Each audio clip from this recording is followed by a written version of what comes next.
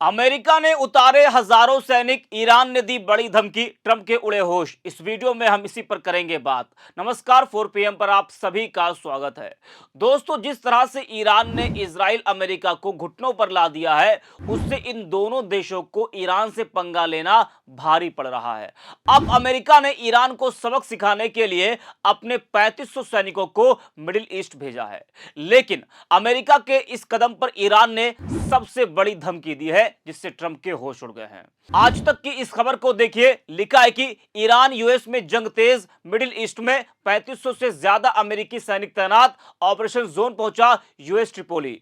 अब जिस तरह से 3500 से ज्यादा सैनिकों को ट्रंप ने मिडिल ईस्ट में उतारा है, उसको लेकर ईरान ने बड़ा हमला बोलते हुए कहा है कि ये सैनिक ईरान की जमीन से ताबूत में वापस लौटेंगे। जी हां, ईरान कह रहा है कि जिन सैनिकों को अमेरिका ने भेजा है, उन सैनिकों को हम ताबूत में वापस भेजेंगे। जी हां, तो ईरान डरा नहीं, बल्कि उसने कह दिया कि इसका अंजाम बुरा होगा और इसके लिए ट्रंप तैयार रहें। जी हां, तो अमेरिका के 3500 एक्स्ट्रा सैनिक मिडिल ईस्ट पहुंचे हैं। अमेरिकी सेंट्रल कमांड के अनुसार ये सैनिक यूएसएस त्रिपोली जहाज के जरिए आए हैं। उनके साथ बड़े पैमाने पर लड़ाकू विमान और हथियार भी भेजे गए हैं। वहीं अमेरिकी अखबार वॉशिंगटन पोस्ट ने कुछ अमेरिकी अधिकारियों के हवाले से बताया कि अमेरिका ईरान में कई हफ्तों तक चलने वाले जमीनी ऑपरेशन की तैयारी कर रहा है।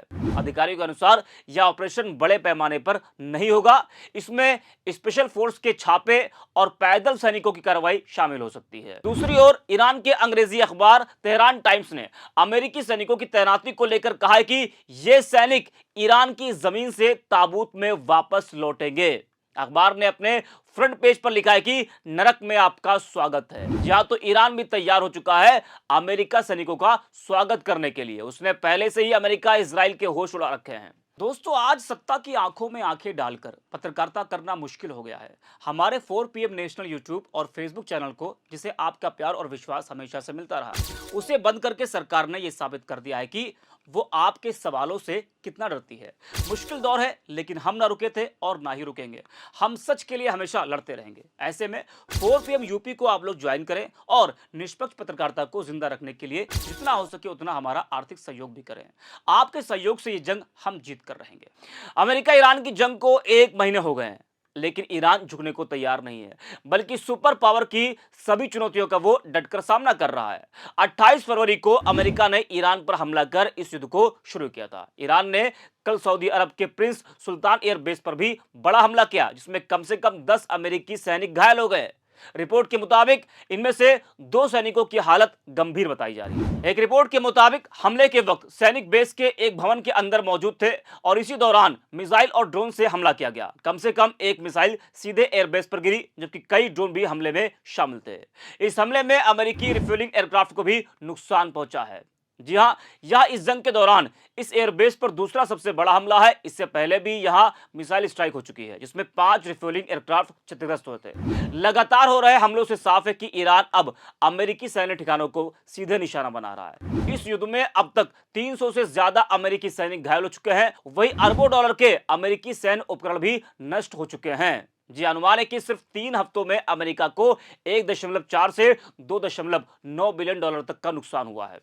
वही दोस्तों, इस युद्ध के बीच एक और खबर ने सभी का ध्यान खींचा है। मिडिल ईस्ट में जारी भीषण युद्ध को रोकने के लिए कूटनीतिक हलचल तेज हो गई है। आज से पाकिस्तान एक बेहद महत्वपूर्ण उच्च स्तरीय बैठक की मेजबानी भी करने जा रहा है, जिसमें सऊदी अरब, तुर्की और मिस्र के दिग्गज राजनयिक शामिल होंगे।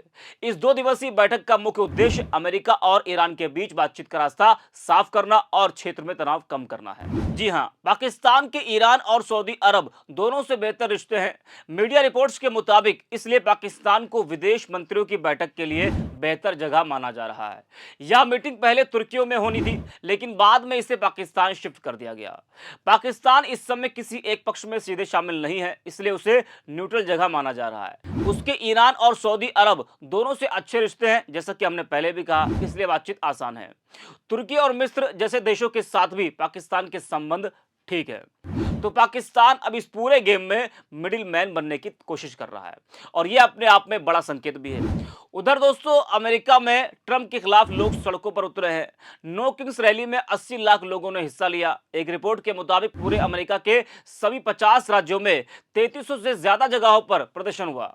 जी हाँ, अक्टूबर की तुलना में इस बार करीब 10 लाख ज्यादा लोग शामिल हुए और लगभग 600 से ज्यादा कार्यक्रम आयोजित किए गए। इन प्रदर्शनों में लोगों ने ट्रंप के नेतृत्व को लेकर अपनी नाराजगी जाहिर की है। जी हाँ, तो दोस्तों, ट्रंप के खिलाफ अमेरिका के लोग ही सड़कों पर उतरे हैं और जमकर नारेबाजी की जा रही है। दोस्तों, 30 दिन बाद भी इस युद्ध का कोई साफ अंत नजर नहीं आ रहा, लेकिन अब पाकिस्तान में होने जा रही इस बड़ी बैठक पर सभी की निगाहें टिकी हैं कि क्या पाकिस्तान के जरिए कोई रास्ता निकलता है। इस युद्ध में जहां एक तरफ ईरान को भारी नुकसान हुआ है, वहीं उसके पलटवार में अमेरिका और इजराइल को भी तगड़ी चोट दी है। ऐसे में सबसे बड़ा सवाल उठ रहा है कि आखिर इस युद्ध से अमेरिका को मिला क्या है। तो इस वीडियो में इतना है। अब तक 4 PM।